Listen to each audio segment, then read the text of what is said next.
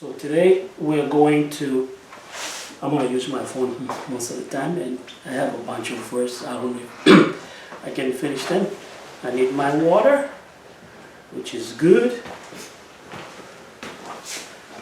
So, how was your week? You don't need to answer if you don't have to. Did you have a good week? You can know. Did you have a good week? Yeah. Good? How about you?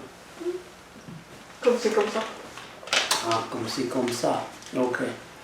All right. The battle for faith, for a faithful obedience. Today we're going to talk about why should we fight for faith? Because without faith it is impossible to please God. You know that, right? The book of Hebrews tells us without faith it is impossible to please Him. Why? Because he comes to God must believe that He is.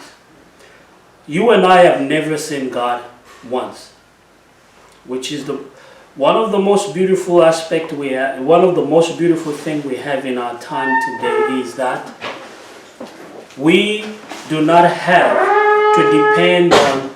Welcome. We do not have to depend on seeing God in order to believe that He does. We don't need to depend on seeing God in order to believe that He does exist. Faith is all we need. So, the battle for a faithful obedience.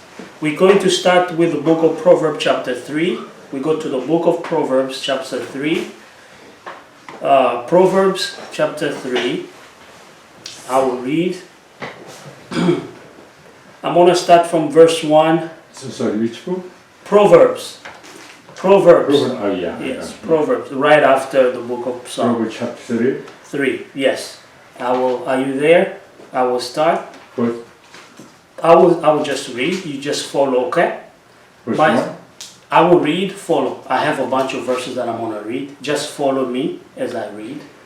My son, forget not my law, but let thine heart keep my commandments. For length of days and long life and peace shall they add to thee. Who is speaking? Solomon. Who was he? Who was teaching Solomon these things that we are reading? David. Where did David get these information? From the Father.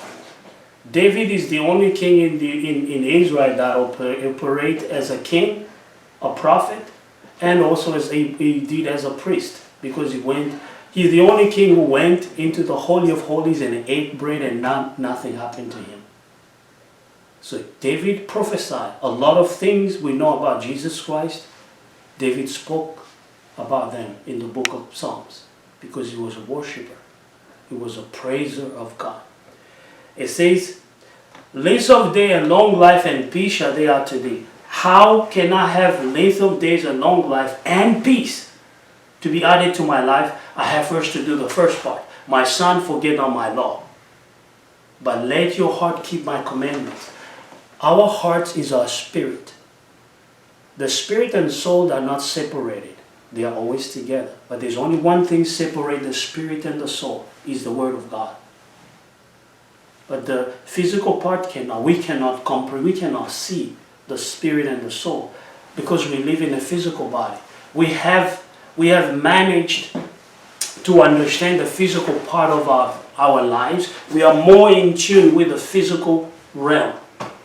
But God, in the Bible, we are taught that the spiritual things are eternal, but the physical things are temporal. I'm growing every day. Yesterday you had pain, today the pain is gone. Today we receive a message that Brother Ben is sick. But tomorrow he will get better because we are praying for him. That is our job, to trust God to do His job, right? And let not mercy. What is mercy? Without mercy we won't be here today. Mercy is receiving something you don't deserve. In place of punishment, you get mercy. Let no mercy and truth forsake thee.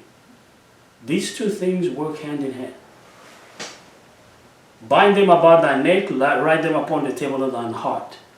so shall thou find favor and a good understanding in the sight of God and men.